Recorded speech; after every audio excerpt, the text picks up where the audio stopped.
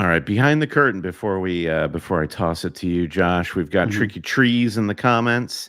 Wants to know Saka out from his team for Salah. Also has Erling Haaland, but no Arsenal or Brentford. A game week 6 wildcard only makes sense. So wildcard is the theme. Tricky Trees. We'll get to all that. Josh, let's get right into it proper. Let's get into proper always cheating order. I even have I have a drink today. So how do you like that? That's a nice change. Cheers, I don't my friend. normally you're always drinking. I rarely drink anymore, but I had some drinks yesterday and I enjoyed it. So yeah, it turns out drinking is anyway. Drinking is get fun. Into that yeah, who knew? FPL After Dark. Save it for that. Yeah, exactly. It's kind of is FPL After Dark, right? Yeah. Especially now, daylight savings time and all that stuff. All right. Anyway, hail cheaters. Welcome to the Always Cheating Podcast. My name is Josh. I'm here with Brandon. Brandon, how are you? Great. Well, this is like a mini feeling I'm having of coming back from a summer break. International break has just kind of been the doldrums here. So I'm excited to get back to where we left off. Like this is a cliffhanger resolution. You triggered your wild card on last week's pod, and we need to know what changed, where your strategy's at, and also what's been going on with these national team matches. I mean, the whole country of Ireland has gone into hiding after Declan Rice and Jack Grealish did some dirty deeds to them. So commiserations to the Irish for sure. But how are you feeling? I guess vibe check, Josh. Well, the vibes are good. I mean, I feel like I really kind of checked out for a few days. Now, last week when we did you should go back and listen to last week's pod if you haven't listened to it yet, because I think it's a sort of evergreen pod. We talked about sort of big picture takes on all 20 Premier League clubs, covered a lot there. And then I sort of revealed, I hadn't told you this before the pod, that I had activated my wild card. And so we went through that. Of course, I've changed a lot since then. I feel like it's still very much in flux. And I actually kind of screwed up because I made the classic wildcard problem of, you ever tinkered on a wild card and you took a player out as part of a tinker, and then you confirmed, and then you realized that player had gone up 0.1 without realizing it? Yeah, this happened with me and Chris Wood. Money. Okay, Chris Wood. So you lost whatever money you made on him. Were you ever going to? Has he increased in price since you did that? He went up 0.1, and so he's back in the squad. I'll share the updated team with you. It did actually force a kind of. This is the problem: is 0.1 is so crucial when it comes to wildcard decisions, right? There's a kind of cascading effect here. So I think it's been a very the Premier League. This first international break is a toughie. I feel like, right, because there's a lot going on in the sports calendar. In fact, the Premier League sort of needs to compete in that world, right? You had the not Wimbledon. You had the U.S. Open final, college football. Some people would have watched the Woody Allen film Wimbledon, perhaps, with no Premier League on. Yeah. Is that what it's called? Is it? No, it's like match point or something, right? True. There is a movie called Wimbledon with Kirsten Dunst and Paul Bettany. Yes, that's the one I'm thinking of. Yeah. There's also Challengers, which I saw twice in the theater. That's how much I love Challengers. That's an amazing movie. I watched it on my TV, and it was fine. I think a lot of rules were broken in that last point, but we could save that for another time. We'll never know. We never saw what happened after the big leap at the end. All right. Well, so international break, I would say in general, when it comes to how I assess the international break, is I don't really pay too much attention to returns, right? I mean, maybe if there was like a super out of form player who starts to play really well, then that might change things a little bit. Perhaps has scored a brace for Sweden. So and it's like, should that matter? I don't really know, right? I mean, it's like it's nice, I guess. We're looking for any clues. We're in like hyper. This is the beginning of the season. It's the beginning of the detective movie. Everyone's a suspect, and we've got to look under every rock here. Absolutely, and turn every page, right? It's the old Robert Caro, Robert Gottlieb, whatever. There you go. The author and editor. Yeah. Speaking of good films, the documentary with them is pretty good. I think Trent had a man of the match performance. Was it yesterday for England? And let's see what else. Bruno scored today, but again, these I just don't think these are super relevant. Bruno's been playing fine. I mean, he just hasn't been getting any like actual FPL returns, right? So So it's like, does it really matter what he does in the national stage? I don't really know. Kind of the same with Newcastle. Like, I'm not, Isak scored in game week 3 too. So it's like, does it really change how I feel about him? Not exactly, right? I'm still kind of looking more like at fixtures, I would say, with Newcastle. I guess the biggest piece of news was João Pedro getting called up for Brazil, right? As an injury replacement. Brazil plays their final. I think it's just Wednesday. A friendly. Yeah, it's Wednesday, but I can't remember if there's like proper stakes for that match or not. I'm not actually sure that João Pedro would be expected to start that one anyway, but certainly he's traveling for it. Right. I've got the foot mob open, and there's no real indication that it is a match with stakes. We'll get back to you all on that one. Yeah, this is something that I have like recently, but I've sort of like become a World Cup, Europa League, like a cup person, where it's like, if there's like a proper cup, I'm going to watch it. I'm all in.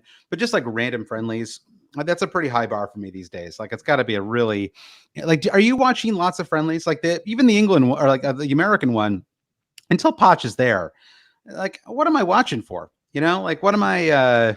It is just to interject, just so we're putting out the right information. It is a World Cup qualifier for common ball, and it's Tuesday evening that Brazil plays Paraguay. Got it. So we had the day and the stakes completely wrong. So, but we fixed it. We fixed it. That's true. We got there. I did make a point of watching the U.S.-Canada match on Saturday, mostly just I hate watched because Jesse Marsch is just. What a fall from grace since he left Leeds. He's just been unable to find a home. He took Canada to the semifinals of the Copa America. It's as good as it's going to get for that guy. I can tell you. I can tell you this. But we're just not aligned anymore. It's whether it's the movie Challengers or Jesse Marsch's career. There are always interesting threads for sure. I mean, going back to the opening of Ireland hosting England. That's always just kind of a contentious rivalry, and then you've got the sort of the expats and Jack and Declan doing the business. There's always kind of something interesting, and I'll watch. I'm just like a sicko. I'll just watch any soccer match. Right. No, and I respect that. I just, there was something, the Nations League stuff was like some kind of like sea change moment for me, where I was like, now they're going to try to turn like friendlies into like a cup, and I was like, I can't. This is like, they have gone down a road I can't follow, right. It's so you go down that road and you tell me what the view looks like, and I'll report back. It's the same view. I'll tell you that it's the same view. Nothing's changed. All right. So anyway, there was a Johnny Fleets asked if what is the tail number of João Pedro's return flight, and we'll be monitoring and live tweeting its progress. It's like one of those coaching searches, where like you're looking for private jets and things like that. To me, now that I know that match is on Tuesday, I would say I'm not especially concerned about João Pedro. It's not, if they played on Friday, maybe that would be one thing, but I mean, it's, they play on Saturday. I mean, it's not like he's going to rack up 180 minutes for Brazil. Right. And I think it's fine. I mean, he'll have a late Tuesday or early Wednesday flight. Right. I mean, and presumably he's done the Brazil to England flight many, many times in his life. Right. So I don't really know what why that would be kind of devastating for him. Like, I can see, like, if you're going to like Australia or something like that, right? If you're crossing, I mean, they are crossing a hemisphere. I don't know. Like, I guess I'm just not that worried about it. Are you worried about João Pedro? I'm not worried about it. Mostly because we have gone in on João Pedro mostly for the ripple effect across the rest of our fantasy team. He is the right price, and he's actually in good form. Most of us bought João Pedro for budgetary reasons, not because we really need him to bang against Ipswich home. Ipswich home is a terrific fixture, and I would prefer to get 90 minutes from João Pedro in that fixture. Be an annoying one to miss out on. Right. Yes, it would be annoying. Nonetheless, he has been kind of a long, a midterm, let's call him, buy. So if we only get 30 minutes out of him against Ipswich, so be it. I think that's a good philosophy. I mean, ultimately, there's only so much control that we have over these things. So I think it's probably the right approach to take there. I think we will probably get some kind of update like this week, right? Either something from the press conference or something in terms of like training ground photos and things like that, right? Like if he doesn't even train with Brighton on Friday, sure, time to get worried, right? But I think otherwise you're probably fine. And Eric asked if we overreact to international travel in Raston. Probably. I mean, I think there have been times, like a couple of years ago, when you had this, kind of after COVID, there was a lot of chaos when it came to like qualifying matches, right? And they were trying to squeeze like 3 fixtures into some of these international breaks, right? And so you had matches that would literally end Thursday evening, and then the club would have a match like a Saturday morning, or like the noon match on Saturday. And in those cases, it was appropriate to react to that, because you often the player often either wouldn't start or even play, right? So I think that like there are times when it's a real thing, but I would say, anything that, like the normal international window ends on a Tuesday, right? Like in the kind of like barring anything chaotic. So usually the players are back. We've got a couple days to adjust, and usually it's fine. And I kind of feel the same way about injuries, right? Like you're always going to get some of these like kind of minor Premier League injuries. Like Cole Palmer right now is flagged, to me, those are almost never a thing, right? Like if a player suddenly gets a minor injury, like a day before everyone's about to leave for international break, that usually just means they're trying to get them extra rest. Yeah, they would want extra rest, and you're in a hard situation there where, hey, you wouldn't want to decline an invitation to play for your country, right? But also publicly, you can't decline. So it's in everyone's best interest to make up some story that is defendable. So Cole Palmer injury, this is just how it's going to go. I haven't seen any that actually scream out to me like, oh dear, this is like a real warning flag. Yeah. All right, let me ask you a question. And this will be the last international break question before we move on to FPL proper. What is the point of having Harry Kane start for England this weekend? Why was he starting? Like what? Like he's like a mid-30s forward. He is the most known commodity of all known commodities. I know they have a new manager, but it's like, isn't this a great time to give some new player like a run up front? Like I don't quite get that. I think you underestimate the amount of power Harry Kane has in this situation. You think he wants to? He's pushing for a start there. 100%. He wants to keep the minutes, hang on to that talisman thing as long as he can. Yeah. Okay, that's fair. And I guess I'm looking at who else would have. It was kind of light on forwards now that I'm looking at the squad, right? Like the subs were like Eze, Bowen. Bowen was technically his sub, so maybe they were just a little short on forwards this time around. And Ollie Watkins, I think, given how few minutes he's playing for Aston Villa right now, and he's not quite hit his stride. I don't think he would have wanted to play those minutes necessarily. It's more important for him to get ready for the Champions League. Yeah, that's true. By the way, I did get tricked by a fake Fabrizio Romano Twitter feed earlier today that indicated that Marcus Rashford was signing a deal to go to a Middle Eastern club.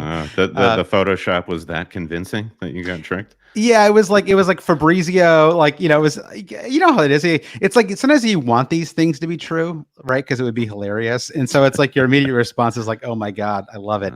And then the more rational part of your brain takes over and you're like, wait a second. I feel no one else is reporting on this. I wonder if it's like Cameo now with Fabrizio Romano. Like, could we just reach out to him and PayPal him like €200 and he could post whatever news we asked him to, much like you would do with Cameo? That is a great thing. I mean, that is how he he doesn't seem to have a job, right? Outside of tweeting. So like, I think he probably is available for hire, right? Like we could, 100%. Can you imagine if we just paid him to tweet about our podcast? I wonder if that's possible. I'm sure it is.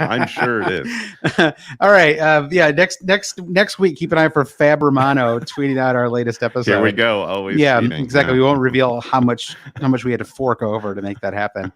All right. So a couple other quick news and note updates. I thought this was kind of interesting. Cole Palmer is not in Chelsea's European Conference League squad, which I'm just a little surprised. I don't know that he was going to get any starts for them, but it's, I suppose it's a very good thing from an FPL perspective if you're looking at Palmer. For sure. Yeah, that's like the level of certainty that every fantasy manager wants. And I suspect they can submit a different squad once they move into the next stage of the competition, right? I believe that's how it works. Yeah, in January, which presumably they will, right? Yeah. I mean, they can field. Jadon Sancho's got to play somewhere, right? So I'm sure they'll get some. Sure. Yeah. What a lad. It's crazy, right? I mean, you got Raheem Sterling at Arsenal, Jadon Sancho at Chelsea. It's so bizarre. Yeah, it really is. Yeah, I mean, I will see if Chelsea can even get to the next phase of that competition. Who knows what version of Chelsea shows up week to week. Yeah, absolutely. But I thought that was probably ultimately good news for Chelsea. They don't need him getting mixed up in that. And then he's flagged on the site right now, but I think it's a fairly. I did a little bit of searching around. I didn't see any real reporting on him having any kind of serious issues, so he should be fine. Ben Dinnery reports groin/hip/pelvic injury, so it's all kind of in that wide range bathing suit area for Mr. Palmer. Very worrisome. Yeah. A couple other updates. Jared Branthwaite set to return to full training this week. Now, this at first glance, you're like, why is this even relevant at all? But there are a number of defenders that are shockingly cheap for Everton, and if they're able to eventually turn it around, a lot of people will be looking at some of these players on their wild cards. And even for myself, I'm sort of I have Michaelenko in my team right now, and he's not I'm not planning to start him, but he's 4.4. He's 4.4 exactly. You have Michael Keane at 4 million too, although now I'm scared to have him with Branthwaite set to return. I think he must be immediately out once Branthwaite is back. Interesting. I like that. I mean, certainly, can it go on forever? What you saw from Everton toward the middle and definitely by the end of the season was a team that their table position was betrayed by the points deduction that the club had to take. The Dyche had them doing what he wanted, playing well, and playing well, decently enough, and specifically defensively. And a lot of that was to do with how well Branthwaite was playing. So, yeah, I agree. I think him coming back is an interesting fantasy wrinkle. Yeah, and I don't really know how long it might. I mean, it's like he's just returning to training, but he's been out for months, so I don't know how long it'll take before he's back in the squad. But I feel like it sounds like Dyche is not. I think he's got a ways to go before he actually gets sacked, right? I think he's going to be safe for a little while. So, and so I think, I don't know. I just kind of assume still, despite what we've seen so far, that he's going to figure out how to turn this thing around. Maybe I'm the last person who still thinks that, but I don't disagree with you at all. And I think Everton have bigger issues to solve than Dyche. Yeah, exactly. Their issue is that they can't spend any money without getting more points deducted, and so they're kind of stuck with what they've got. Right. The one final news and note update. I like this little. Maybe I'll start doing news and notes at the top here, Brent. It's very handy, I think, to go through the news of the day. It's like I've got a little newspaper. I feel like I'm watching Morning Joe right now. Yeah, exactly. I remember James Richardson used to do this. AC Jimbo, he'd do these what's in the paper. Remember that he did it was Italia 90. Well, but also I feel like it was maybe it was for one of the World Cups or something. He had a big stack of newspapers. Right. Videos that back when he did the Guardian football podcast. Yeah, exactly. Final piece of news is that European matches kick off this week. It has been very hard to follow what's going on because they just announced the fixtures a few days ago. It must be crazy booking these flights too, right now that everything's announced a week in advance. And I guess they're mostly private jets, but you've still got to reserve a like a runway at the airport and stuff, right? And like the fans too. You want the fans? You want like the fans are irrelevant, right? Like no one cares about them at all. Sure, right? Yeah, the beer sales in the concourse is just a grain of sand compared to all the broadcast rights. Exactly. They're like, you'll just do whatever we tell you to do, and So, but first things, there are no Europa or Conference League matches until late September, which I somehow didn't realize until earlier today that it's like a lean in on the Champions League itself until for the first couple of weeks. And so Tuesday, Wednesday, and Thursday we have Champions League matches. And for all of my sort of like, this is so wacky, the way that they're doing it this year, it is fun to see all these matches. Like Villa play at Young Boys, my favorite. One of my favorite team names and one of my favorite stadium names, Brandon, because it's the Wankdorf Stadium, and so I love that Young Boys play at the Wankdorf. So that's where Aston Villa will be on Tuesday, and then Liverpool also will play on Tuesday in the Champions League. They travel to AC Milan, so another really interesting match. Wednesday, Man City, who always have a great every year now in the Champions League. They just have this amazing easy run of it. They host Lille on Wednesday, so that'd be a great chance to play their squad players. And then I'm sure Holland will start that match, but and then Thursday, Arsenal go to Italy, and they'll play Atalanta. And I think that's kind of a dangerous match for Arsenal, possible banana peel type match for sure. Yeah, and that's not it. I mean, we're going to be in a football coma by the time Gameweek 4 gets here, because EFL Cup is also on Tuesday and Wednesday. Everton hosts Southampton. Wow. Brentford play Leyton Orient. Fulham away Preston. Palace away QPR. Manchester United host Barnsley on Wednesday. Spurs are away Coventry. Oh my God. Brighton host Wolves. Madness.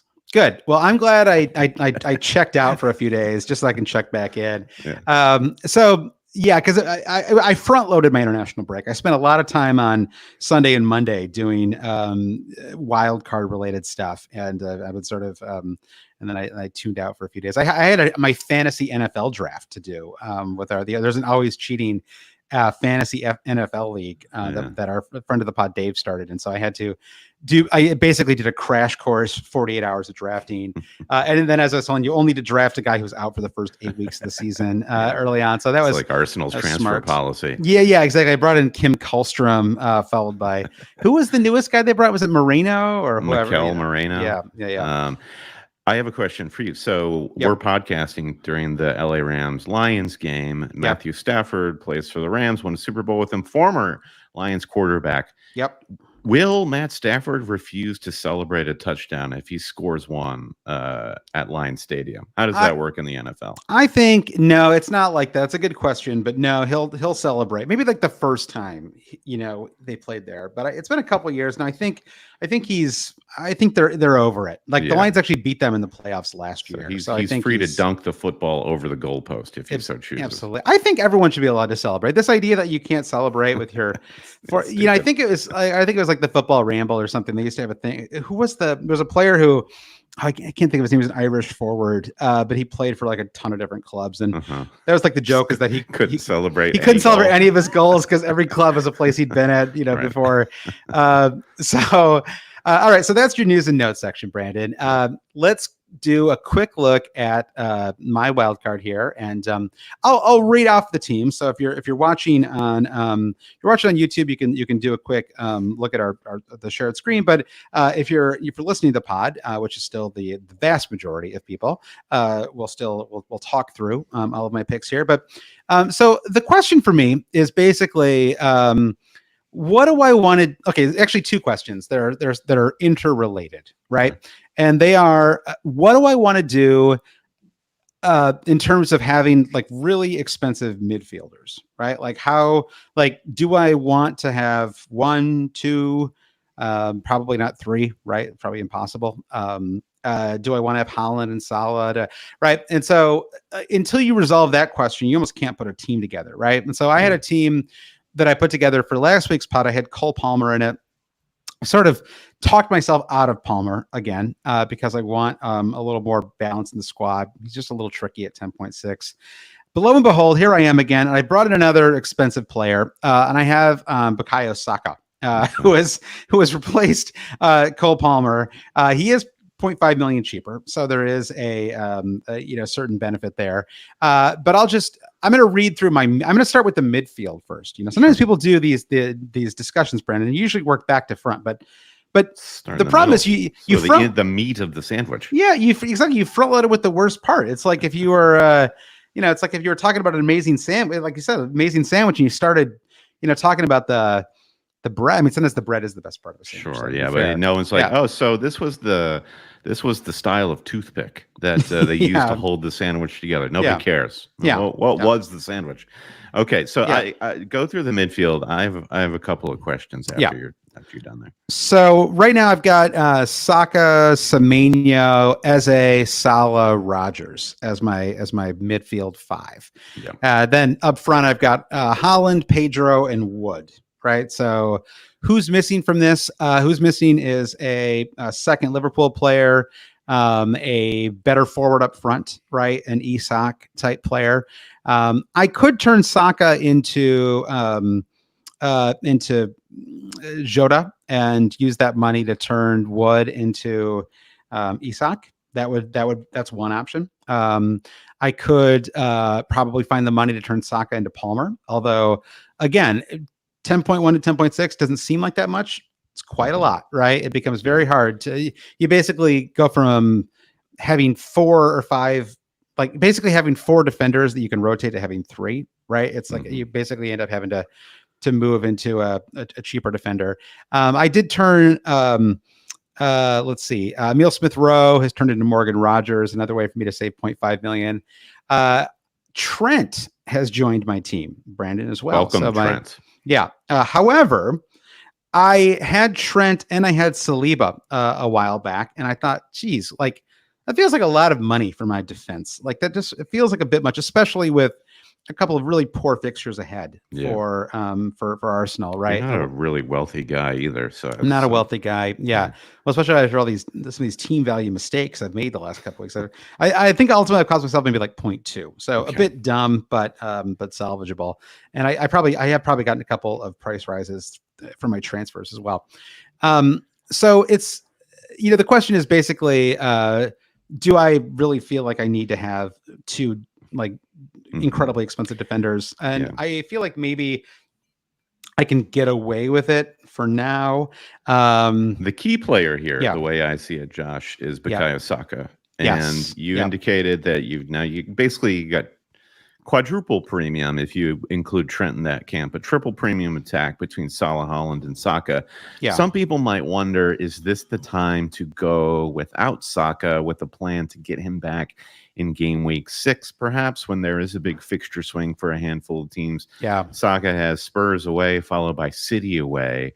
Spurs, frankly, I think is a good enough match for Saka. I think that's that's sort of the inverse of City Arsenal, where you expect it to be 0-0. Spurs Arsenal, you expect it to be like 3-3 or thereabouts. So talk to me about your logic for Saka now versus Saka later. Yeah, I think that's really the question is I really want to have Saka for that 6 through 8 swing. And do I really want to put myself in a position where I have to, there's not going to be a way for me to do it with one transfer, right? So I'm almost immediately locking myself into a 2 transfer move to bring him back in. Now, I don't necessarily mind that, right? And maybe it does make sense to go Isak, Jota, right? And then turn Isak into well, that's a good question. Let me pull up the fixture, like a list of fixtures while we're talking here, Brandon. Okay. Because who would be the under the radar strikers that might just be sort of like punt worthy for the short term? Is that kind of what you're thinking? Yeah, basically, yeah. So like, I mean, you could go. Well, I mean, if Ollie Watkins, I just think Watkins is a little tricky now with their first European. I mean, it's not the hardest match, right? This Champions League match, but still, it gives me a little bit of pause. Like, is there another early sub coming in? Yeah, it's like a dream run for Ollie to go from finishing the top 4 last season with Villa to go to the Euros, scored the career-defining goal, to now you're in the Champions League. He's not going to want to miss that opportunity. Yeah. So he can, play 90 against Everton and Wolves. On the other hand, these are currently the 2 best home fixtures back to back for Villa, Everton, Wolves in the calendar. Ipswich away in 6 as well, right? So it's a really nice trio of fixtures. Let's see. Newcastle have Wolves away, Fulham away, Man City at home. So 2 pretty good fixtures. I mean, better than Arsenal's fixtures over the next 2, right? And then they do have Man City at home, so it's kind of easy. There are times when you almost want to lock yourself in to transfers, right? Like it's like you almost want to force yourself to it's almost like deal to have a match like Man City at home in game week 6, right? Like I don't want to have Isak for that. I'm not going to be tempted. It's like an auto pay bill online. It's like this money is coming out of my account on this date, and I don't have to touch it. Because I am a believer that the fixtures really are key, right? Like it's like even the best players will struggle in difficult fixtures. Maybe like the absolute top peak, right? Like maybe when you're like with the Holland Salah types, there are some players who are so exceptional that like it doesn't really matter what the fixtures are, but those can be counted on one hand, right? Like, but I think in general, even the best players are going to do amazing, like fairly consistently, sort of rounded out over the course of a year. They're going to do amazing in good fixtures, and they're going to struggle, at least comparatively, in tough fixtures, right?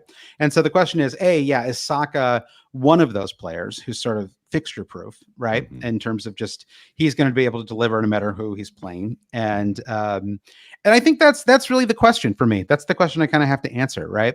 And if I went Jota. So they have Forest and Bournemouth at home. Yeah, I actually think, again, it's such a work in progress for me right now, what I want to do with my squad, because when we potted last week, I actually think I like the version of my squad I had when we did the last pod more than I like this version. Okay. Well, I guess I feel like maybe I think that Cole Palmer is a little bit more fixture proof. I'm a little spooked by the flag. Right. And I just want to make sure there's nothing there. And so I don't necessarily want to have my bus team.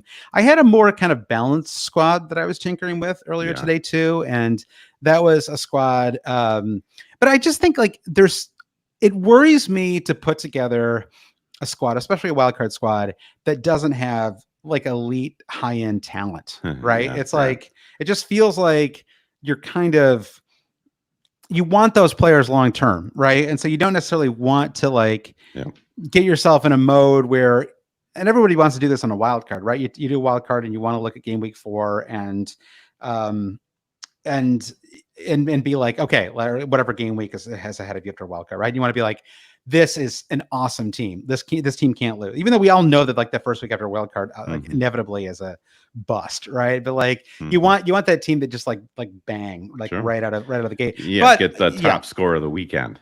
Yeah, exactly. And I think the question for me was really, which I think opens up, and I think it's fair for someone listening to ask, well, why did you wild card at all, Josh? And I think the question for me is, I really wanted Mo Salah, and and I wanted more Liverpool assets, and there was no way for me to get Mo Salah without burning points. And once I realized that by doing that, I was going to start rearranging my team, I just thought, I'm fine just doing this now, right? I'm fine just sort of making a bunch of changes right now. And Salah just seems like such the obvious move for everybody who doesn't have him. Yeah. So, it's to use the wild card chip instead of spending 4 points seems logical enough. Yeah. Given the banking of 5 transfers, if you can do it, it's like restructuring our team should, in theory, we haven't really seen it in practice just yet because it's too early, should be easier than recent seasons. So, wild carding for the reasons that you're explaining doesn't really seem bad or a poor strategy at all to me. I'm tempted myself, but I think we'll do it for content, Josh. I will do what you'll wait a week. I'll do the opposite. Okay. Yeah. I think just in one final note on the wild card, because again, I know we went into it quite a lot last week, but there are a couple players that I think are really easy picks for wildcard. One of the reasons, if you don't have them, it's a easier wildcard. And I think Kansa and Anthony Robinson are both great wildcard picks. I think Lewis Dunk is an excellent wildcard pick as well. He's not in my current squad because I can't quite afford him at the moment, but I think that he is at 4.5 an excellent pick, and they have some really nice fixtures ahead as well. I just think it's in previous seasons you haven't been able to get him at this kind of discounted price, right? And I think a 4.5 million center back who's going to start every match, who has a little bit of goal threat, is a really useful kind of fourth defender to have in your squad, right? Yep. And Semenyo is my like kind of. It's sort of like the for me pick. Like he still has not changed in price. I don't know why I'm the only one who is excited about this guy. Like I think he's absolutely fantastic. And then I've got Eze in my squad right now as well, who I think is kind of he's a buy low sort of pick, right? He's down to 6.9 million. He's done a lot of things well, and just he scored last week and got was it 3 bonus, right? So I mean he's off the mark already. Yeah, and he's been unlucky to not have more returns than that has been widely discussed. I have one follow-up question on this wild card, because I think it's very interesting this season where there have been some disappointing higher priced forwards, namely Watkins, and Isak is kind of in that camp as well. It's either Haaland and Joe Pedro, and your boy Chris Wood. Of course, we cannot forget about Chris Wood. He's been great. Yeah. So the reason I bring it up is most people wildcarding now will be wildcarding probably into a 3-5-2 formation. And it's interesting to me, like, to wildcard all of the best players, and somehow that just like funnels you to a 3-5-2. And have you thought at all about what formation results from this wild card? Yeah, I mean, at the moment it would be a kind of 3-5-2, 3-5-3 rotation, right? Like if I went with the wild card that you and I are discussing right now, which I am sort of like already like I'm leaking confidence in my wild card. I felt much more confident last week when you and I were talking, and now I think it's the Saka thing. I think honestly, this is why it's useful. There are times when I hate sharing my wild card team on our Discord or or on Twitter, because I don't really want I don't want to defend my picks, especially because there's a kind of style of responding to someone's team that I just find very grating, which is always like, it'll be like, you'll share their team and then it'll be like, no so-and-so ? That's the whole comment, right? Yeah. And it's just, I find it so grating for some reason. But I think you remind me of this New Yorker cartoon that I love. It's a father is putting his arm around his young son, and he's kind of giving him some playground life advice. And he says, son, if you can't say anything nice, say something clever but devastating. Right, exactly. Exactly. That is always that type of comment. It's just like, wow, you know exactly what to say about my wild card team to make me doubt everything. Yeah, exactly. And really, it really can be a house of cards putting these squads together, right? You move one, like if I take Saka out, right, that frees up 3 million that it's gonna be very hard for me not to reinvest everywhere. And again, and the reason that I want Saka long term is because it's just it's very tricky to handle Arsenal assets correctly, I think, right now, because they have a really tough Gameweek 4 and Gameweek 5, right? North London Derby in 4, Man City away in Gameweek 5. Then they have a spectacular run from Gameweeks 6 to 8. Let's see if I can take a quick look at it here. It's Leicester at home, Southampton at home, Bournemouth away, right? Amazing run. But then in Gameweeks 9 and 10, they have Liverpool and Newcastle away in game week 10. So tough fixtures. And then you factor in a bunch of European Champions League matches for them as well. And it suddenly does not seem hugely appealing to have Arsenal assets. Now, once that's over, once they've sort of gone through the kind of gauntlet of really tough fixtures, their run from game week 11 on is amazing. And I think that if you have not wildcarded yet, I think, and you're sort of going to try to get by with like one Arsenal asset, or one or two. I do think wild carding to sort of get your ideal Arsenal 3 between game weeks 10 and 11 does make a lot of sense. I think that would be, one route that's out there. I think that's honestly where I'm leaning right now. Knock wood, so nothing devastating happens to my squad. But I want to probably move Saka to Salah for free once the game week 4 deadline passes, and then try to work out through free transfers that fixture shift in game week 6 and then wild card around that time. So that's the road I'm walking. Yep. Yeah, and I think that makes a lot of sense. So that's my squad. More to come. We'll talk more on the Patreon pod on Thursday as we get more information about some of these players. And speaking of Patreon, Brandon, what a great tie-in there. So good. Patreon.com/alwayscheating is where you can go to support the podcast and say thank you to the cheaters. We do bonus podcasts each week during the season, and so we'll be doing a new one on Thursday this week, of course. And Discord is alive and active. There's lots of different channels. I was getting tagged in the NFL channel today, Brandon. So there's it's not just FPL. There's all kinds of other stuff going on there. It's a fun group. So go to patreon.com/alwayscheating to support the podcast. And Brandon, you want to do one last shout out here for? Oh yeah. Big ups to Fantasy Football Hub, who have been effectively underwriting our season preview and opening episodes. And for listening to Always Cheating, you get a gift, 50% off a Fantasy Football Hub membership of your choice. Yes, that 50% off link is still live. Just go to fantasyfootballhub.co.uk/always. Things we love about that site is just you can easily get your existing team rated by AI. Great way, as you're often saying, Josh, just to get some general ideas of which ways you can go with your transfers game week to game week. Also, the Hub guarantee. Win your mini league or get your money back. And there's also real live experts on that site with their team reveals week to week. Some of the best players in the game, Ben Crellin's transfer planning spreadsheet, and so much more. Check out the offerings at fantasyfootballhub.co.uk/always. Go to that site to get that 50% off discount. And like we shouted out last week, our friends at Blue Wire Pod, they have a survey that you can take. Link in the show notes, bluewirepods.com/survey. They're giving away a couple of $500 gift cards if you take part. So again, details in the show notes. Click the link there.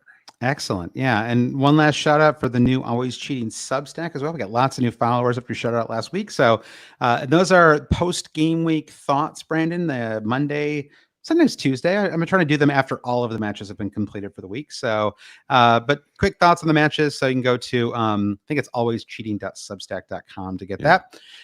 So Brandon, let's get into game week 4 though. We have what I like to call a FPL classic. You know, I love a classic Premier League weekend, Brandon, where you just have matches on Saturday. This is a true classic in a way, Brandon, because you have 8 matches on Saturday, followed by 2 on Sunday. Just 2 matches on Sunday. Is it beyond a classic now because there is a late kickoff on Saturday? Oh, super classic.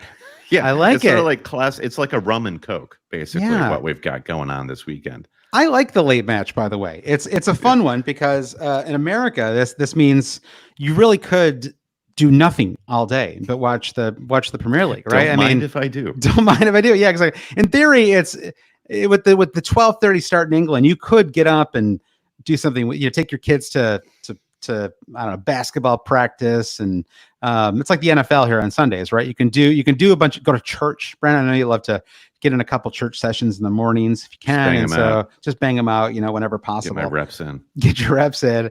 But yeah, but now, 7:30, 10 a.m., 12:30, and what window am I going to skip? I guess maybe Villa Everton. Although even that, has some pretty big fantasy implications. You've got to back your boy Morgan Rogers. I've got a sneaking suspicion he's going to make the cut going into Game Week 4. You know what it is, unfortunately? It's the Southampton. It's the early match on Saturday. Southampton hosting Man United. I think that's the one that I will sadly be skipping. Just nobody's going to have players in that match. I know. I mean, some will still have... I think like the statistically inclined may still have Bruno, right? Yeah. He's still doing quite well in the stat tables and stuff, but Yeah, and it is a great. I mean, it's a great match for, in theory, and he did score today. I don't know. Maybe there's something there. The content gods cannot help themselves with Manchester United. I predict a 2-1 Southampton victory here. It does feel like it might be Southampton's first win of the season. I'm kind of inclined to agree. It feels like the momentum to get Ten Hag out of there. It's all here. Building. Like, there's United star players coming back from international break. What's going on? Yep. Do they even receive any coaching wisdom from Ten Hag at this point? I don't know.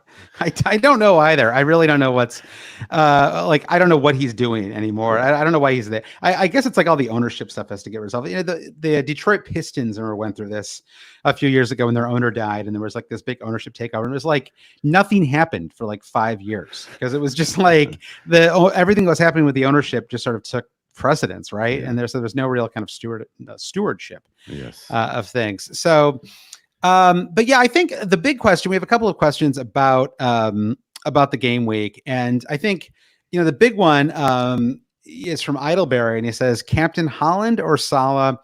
They both have good fixtures. Do we go with the Norwegian Legion or the Egyptian Magician? Are those real nicknames?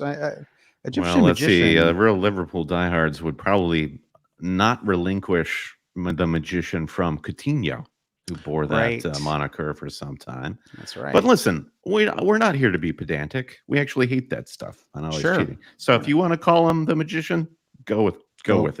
Go with it. Yeah, you didn't want to do another religious reference there, did you? Too much. You wanted to say go with God. Yeah. I think okay, I guess the question is there a almost stuttered up with my words there, Brendan. Is there a statistical thing that you could are there statistical things that you would look at to make this decision? Sure. Or does it really come down to feel, right? You've got Man City hosting Brentford, you have Liverpool hosting Forest. Yeah. Brentford and Forest are both, sorry, just to finish the kind of setup here. No, go for it. Brentford and Forest are both quality mid-table clubs, well coached, have a little bit of talent. Defenses are fine, right? Not great, but not terrible. Again, you could look at data points, but we're 3 weeks into the season. I'm not sure that there are hugely telling points of data at this point to tell you whether one squad is, whether one defense is considerably worse than the other, right? Or whether it's reliable enough information. So, so what do you think? I think it's less statistical and more personnel based for me. And that takes me more to Haaland, because I think Forest have been able to play. I'm just thinking of the fullbacks, honestly, the wide play. Forest have been able to play with, I think there's still betting in some new signings, but I like their wide defense a bit more, and it feels more stable. And Brentford, it's still makeshift with the injury to Rico Henry and the entire back line. And, we just don't rate Flecken super highly. The personnel that City are going up against defensively augurs for a Haaland captaincy in my mind. Yeah. In general, I'm going to default to Haaland in basically any scenario, because I just feel like he is. I do think the Man City are the best team in the Premier League. Maybe Arsenal will be. Maybe Arsenal will be someday, but how about Arsenal actually beat them in the Premier League 1 year before we call them the best team, right? They just dropped points at home to Brighton. I don't know why. There's no Arsenal are in a better position as the underdog anyway, right? They don't need anyone calling them the best team at this point. So I think the Man City are the best team, and they have designed. I feel like I say this every podcast, but it really is important to punch home all of the time, which is that the best team in the Premier League has designed an attack to create chances for this giant of a man. This kind of unusually tall, unusually fast, unusually accurate forward, right? Who kind of has everything that you want. And they have a pretty easy relatively easy Champions League match at midweek as well. There's just no reason, in my opinion, to and I guess the argument for Salah, if I were to make one, would be, I mean, certainly you can make one, is that there is it's more likely that he's going to get assists, right? So there's more it could be that the absolute absolute top high end return for Mo Salah is somewhere in the 20s, whereas maybe for Haaland it's more like 2 or 3 goals, right? And so maybe it's closer to like maybe his upper range is 13 to 17 points, and Haaland's upper range is 12 to 23. Whatever, like somewhere it's like a little higher. But I think that it's so strange to me that is strange the right word. Haaland has scored 7 goals through three match weeks. Yeah. Salah has scored 3. He's got 3 goals and 3 assists. Yeah. Haaland has to score hat tricks to keep up with Salah's rate of general XGI. Yes. Or not XGI, but just GI. His GI tracked is what I'm following. I'm following that more closely than the flights, Brandon. I want to make sure that he's doing well, eating well. Absolutely. I send yogurt. He's going to need him. an ostomy bag. If he keeps producing at this rate. Yeah, there's a couple of great yogurt companies here in the United States, Brandon. And so I've been sending him Faget and what's the other one? There's another one that's up. Chobani. Oh, he's getting a lot of Chobani too. And then I'm from Iceland. I'm sending over the Siggies as well. So he's got I don't think it's Gylfi Sigurdsson's company. I hope there's no connection there. There's a lot of people with very similar names in Iceland, right? Sure, and so So what is more sustainable? The way Salah is getting these goals and assists, or Haaland getting hat tricks every match week? Now they're both exactly as sustainable. It's like right. And it's not that Haaland is getting hat tricks. He has scored in every match this Premier League season. So I would just think of it, I would boil it down to more essential parts, and that Haaland and Salah are both returning every game week. And that doesn't have to be a little more complex than that. I think the point for Salah is that he apparently has more routes to fantasy points because he does, as you were saying, have assists in his quiver, and that's good. So long term, Salah looks like he might be winning out by game week 38 over Haaland. Yeah, I do think that I think that there are going to be weeks when there's a better case for Salah, right? I think game week 5, I think, is an example of that, right? In game week 5, you're going to have Man City and Arsenal play each other, and despite the slander that I just directed towards Arsenal a minute ago, I think that that's going to be a extremely difficult match in game week 5, even with Man City at home.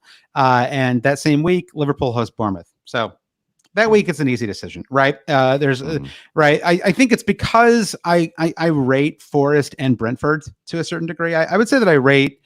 Do I rate Forest defense?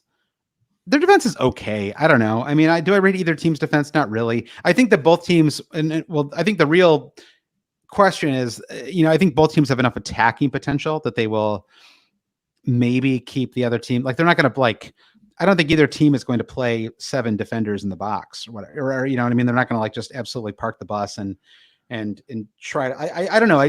Brentford in particular have shown an ability to go to tricky away matches and get returns, from them. And so I think that they could do something. And even Forest have like a little bit of there's some real talent in that Forest squad too, right? And so I think that they could give both teams could give the other one a run. Well, yeah, that's it. Like, what's the game state going to be through much of these fixtures is maybe another way to think about it. Yeah. Game state City Brentford is City are going to be have like 100% possession. Yeah. And Brentford will occasionally counterattack. Yep. And I think Liverpool Forest, honestly, probably the same. I think deal. Brentford have a good chance of scoring in that match. Sure. I would give them a pretty good shot at that. But all right. So I think it's really tricky. I think both of us are just realistically on Haaland, and that's just how it's going to be. I mean, if you had Salah, would you consider it more strongly, do you think? Or I feel like you'd still be on Haaland even if you had Salah. It would be tempting. I think I would, just because that's assuming I'm me and I have captained Haaland the last 3 game weeks and I've captained 2 hat tricks. I feel good about that. If I had captained Salah the last couple of game weeks, I'm probably just like going with what's working for my team, if that makes sense. All right, here's another question from Krim. Trent Krim, I think, Brandon, from The Independent. He says, is it crazy to double up on Jota and Luiz with a free transfer before transitioning to Salah on a wild card? This is one of those very specific team questions that I don't often put on the podcast, but I think it is. I think it does get to something that I think is interesting, which is, it does a Jota and Luiz double up kind of equal one Mo Salah, or can it do in a pinch, right? It's not easy for everybody to get to Mo Salah, unfortunately, right? Yeah. I guess the problem with this tactic is always, like we've seen with Jota versus Diaz, is one's going to score and the other's going to blank. Yeah. So who are you giving up to have both of these guys? So, yeah, I mean, I guess if you're giving up like one of these unreliable Smith Bruno types or whatever, right? You know, it's you're probably. I'm fine with it. Okay, sure. Yeah, it sounds cool. I think the general gist of Liverpool is they're playing incredibly well. They have faith in this new manager. Everyone's in form, so everyone's a buy. All right. Well, what about your squad going into game week 4? What are you? Is the plan right now is to hold your transfer? Can I see what your squad? I want to see with my own eyes what your Brandon Kelly's squad looks like. I'm gonna throw it up on the YouTube and I'll talk everybody through what we're looking at on the podcast here. So there you go. We're at the homepage. That's great. That's great. So I've got Dean Henderson in goal. Finally, Palace have a decent defensive fixture. Leicester at home. So looking forward to that Vardy hat trick. Yeah. Mm-hmm. He will score. Yeah. Anthony Robinson, home, West Ham, easy. Saliba, Spurs away. Don't love it, but I'll start him anyway. It's sort of like, do you start Saliba or Pedro Porro? Do you start both? No, I'm not starting both. It's sort of a classic, just go with the better team. And I like Spurs to score, but I do think Arsenal are the better team and will have the better of it. So we just go with that logic. And then Konsa at home with another great fixture with Everton across the midfield. Anthony Gordon, away Wolves. I think Anthony Gordon finally scored an away goal a couple of game weeks ago. So now he's very playable. I was wondering if that was like, if somebody was like, if you were in a position where you were planning a wild card in game week 5, then I actually think you'd be in a position where the question that we just had would have at least I think it would be a reasonable move, right? Going Gordon to Diaz in your case, right? I don't think that would be like that to me would be like plus EV. Like there's some expected value in that move for sure. I think I like it. Yeah. Potentially. I think the way the non-wild card for me and the low quantity of Liverpool players, it works well for me if somehow Forest are able to mute Liverpool and Newcastle have an explosive match. Because I think people are getting away from Gordon and Isak. And if Gordon and Isak create points, then great. I have gotten to Salah basically by escaping damage there. And that's really what I'm hoping for. The big question I have with my squad is I've got João Pedro, Isak, and Haaland across the front. I have benched Morgan Rogers. Who do I drop to bring Morgan Rogers in? Smith Rowe, if I look at my team, Smith Rowe feels like the one least likely has the lowest ceiling, perhaps, than all of these guys. João Pedro, we have discussed his travel coming back from South America. How many minutes can we expect from him? Then there's Morgan Rogers, who hasn't even produced any fantasy points. So how does he get into this starting 11 just based on eye test alone? So right now I've got Rogers on the bench as well as Pedro Porro and Bout Face. So I don't know. What do you think? Porro bench makes sense. I mean, it's actually an interesting one, Saliba versus Porro as a debate. I mean, I think I would start Saliba over Porro as well. Right, but Porro clearly has the attacking assets that Saliba does not. So you just go with the attacking defender.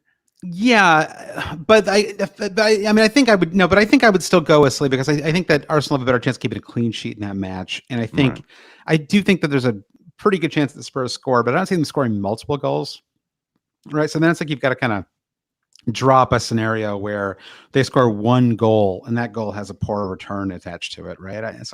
And it feels very likely that Arsenal are going to score a couple in this match. Right. So it's sort of, anyway, I think you've got that one right. I think I would probably start Smith Rowe over Rodgers as well. And I guess I'm sort of with you, even though I was debating Smith Rowe and Rodgers on my own wild card and I went with Rodgers. That's mostly because of the price, right? It's a 0.5 million savings there. And, I just think that they're close enough. And I guess the hope is that he eventually starts returning, but yeah, we haven't seen it yet. And they have the Champions League. Is there any chance that Rodgers starts to get some rests ahead of some of these Champions League matches? I don't know, right? Because I don't think that Emery is just going to, not try in the Premier League because he's so focused on the Champions League. I don't think that's what anybody wants or expects, right? So I think it's pretty close. I think, and I also think when stuff like this is close enough, it's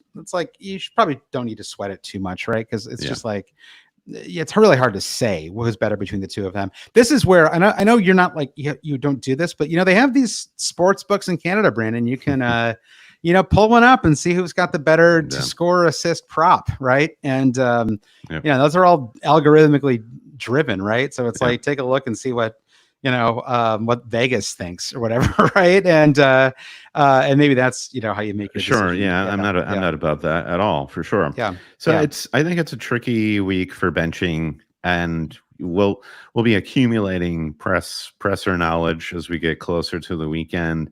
Do we get anything from the managers on players coming back, etc.? But this is where I'm at. I don't know how I ended up with this vice captaincy on Pedro. That was before his Brazil call up, I guess. I guess you got to go Jota there, right? Yeah. All right. We'll make a live vice captain's pick here right on the pod, and we'll save our team right there. Beautiful. Always set your bus team, everybody. You never know when a disaster could strike. To quickly go back to the question about the double up if you're wildcarding next week, I actually think that I would probably lean towards Eze if I wanted a 1 week punt on a player. Like if I basically was planning to wildcard in 5 no matter what. I think that I think he scored the goal. He got in for England, which I think is probably a confidence booster for him. And they play Leicester at home. I think that he's been taking so many shots. It just feels like he's kind of right for like a really big match. I just got double-digit returns in Gameweek 3, so I like that. My general preference is to diversify and not double up. So I'm with you on that one too. All right. Well, let's wrap things up here. A little early this week, but this is the second pod of the international break. We're sort of we need news, Brandon. We need new news. So let's say if you could only pick, let's say you're busy this week, Brandon. Maybe you're traveling, but your kids have some I don't know, rugby practice this weekend, Brandon. You gotta go to a rugger tournament. All right. It's gonna take up your whole weekend. You can record one game and watch it Saturday evening, on your iPad in your hotel room. What's the one match that you're going to watch this weekend? What's the most fun match? Not necessarily the FPL match, but the most fun I do think it could be Fulham West Ham. There's something about how this West Ham team is taking shape where they're just like a real wild card. It's just like an unexpected team, a weird team. Yeah. And Fulham have, they feel like they've had a good transfer window, but I don't think they have really sort of coalesced and are as unified a team as we saw with Fulham last season. So I think this could be a real shootout at the Cottage. Yeah, and I think that this Fulham team is kind of fun. They're really in transition right now, and it's sort of interesting. I think that they're fun to watch too. I guess if I were to pick one match to watch this week, it would probably be the Liverpool Forest match. I think. Well, of course. Well, obviously we have the North London Derby on Sunday. I guess I was sort of looking at the Saturday fixtures, but that's like almost too easy, right? Obviously, if you're going to watch the North London Derby, I think that North London Derby is going to be great too. Absolutely, I think that'll be great too. But just looking at the Saturday fixtures again, it's like I went so far with my metaphor that I really was envisioning like I had an image in my head of this 47-year-old mother of 3, Brandon, who's listening to the podcast right now, and this is her one chance to break away, right? And she's got the Bluetooth headphones plugged into the iPad. Wow. Exactly. Mm-hmm. Kids are in the other bed, raising a ruckus, and she's going to get away for watching Metro. So, but I'm really curious. I want to see if Liverpool can keep this thing going, right? Yeah. I want to see if it's fascinating to me with the new manager and whether they can keep it up and whether Salah can keep delivering. And they're just, it's a fun version of the squad. It's more fun, honestly, than I was expecting the post-Klopp era to be. I thought there'd be more of an adjustment. Yeah. Now, of course, it may not last, but at the moment, I think it's really fun. And I do think this Forest team has shown some spark too. Grit even. Yeah, some grit. And like, it seems like I don't even think they're really quite good enough to necessarily like challenge for a European Conference League spot or anything like that. But I think that they're the kind of squad that have enough talent. Like I think, Morgan Gibbs-White in particular, I think is really good and been fun to watch. And so they it's like, it's not your classic good team versus bad team kind of match. I think that Forest could give them some trouble. So and then of course Sunday we have the North London Derby. I think I find those matches very hard to predict in general, right? I think a lot of results are on the table. I guess if I were to go with like a really boring pick, it'd be something like 2-1 Arsenal. But I'll go 3-2 Arsenal. 3-2 Arsenal. Yeah, somewhere in that range. Both teams scoring. I could see either team winning, but I think Arsenal probably have a little more they're a little more organized right now, like a little more kind of stable up front. Mm-hmm. It feels like they are more likely to score 2 goals in the match. So yeah, that's your pod for this week. We'll be back on Thursday with our Patreon pod. We'll be talking through wild cards. Maybe Brandon will have been convinced to drop Anthony, Taylor, like not Anthony. No, what's his name? Anthony Taylor. Anthony Taylor. Gordon. Yeah, exactly. Anthony Gordon. Thank you. Anthony Gordon, like a bad habit. We'll see. And we'll see what else is going on. So we'll probably have some breaking news and some massive injuries to discuss as well. That always kind of seems to be the way. Yeah. So thanks all for listening. Brendan, do you want to thank our producer patrons? Thanks, as always, to our producers. And if you want to get involved on our Patreon, go to patreon.com/alwayscheating, where you can say thanks for what we do. We get more FPL content in return, including that extra free pod each week. Producers, Mike DePietro, Trevor Ingerson. Oh, my.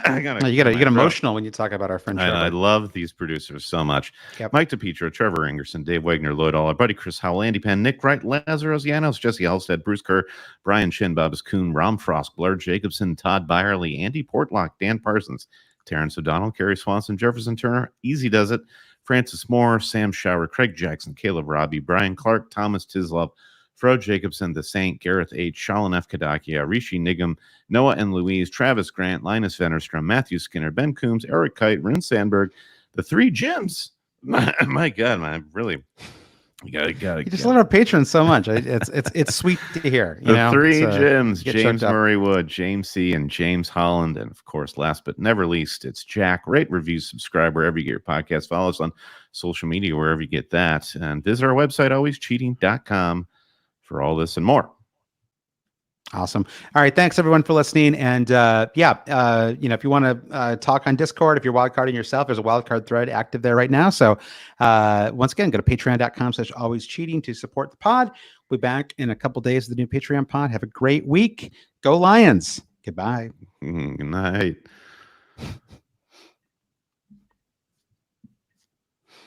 All right.